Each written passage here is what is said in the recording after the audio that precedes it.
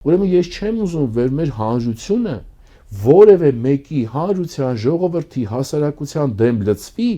մտածելով, որ նրանք են մեզ թշնամական, չկա sense բան։ Այսինքն իրականության մեջ այսօր նույն Եվրոպան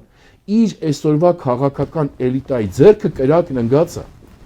Նույն եվրոպական հասարակությունները, երկրները, ժողովուրդները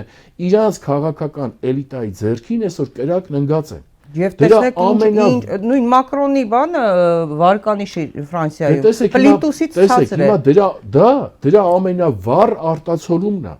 Ես ես բերեմ օրինակներ, դուք վերեցիք Մակրոնինը, մի հատ նայեք Միացյալ Թագավորության ուրեմն վարչապետի ուրեմն ռեյտինգը վիճակը, մի հատ նայեք ինչա կատարվում Մերցի հետ, մի հատ նայեք օրինակ երջանկությունը եվրոպական, ծափահարությունները եւ այլը, Օրբանը փոխվեց, Օրբանը վերջապես հեռացավ, Հունգարիայում նոր ուժ եկավ, նոր եկած ուժը ու նոր վարչապետը, իր եղած ծրագրում շարունակականությունը պահում, թե չի պահում քաղաքական գծի։ Այսինքն նույն Եվրոպան այսօր ունի ճգնաժամ, եւ այդ ճգնաժամը ունի իր բոլոր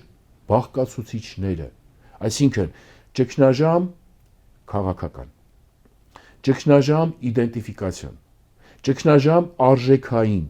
ճգնաժամ սոցիալ-տնտեսական,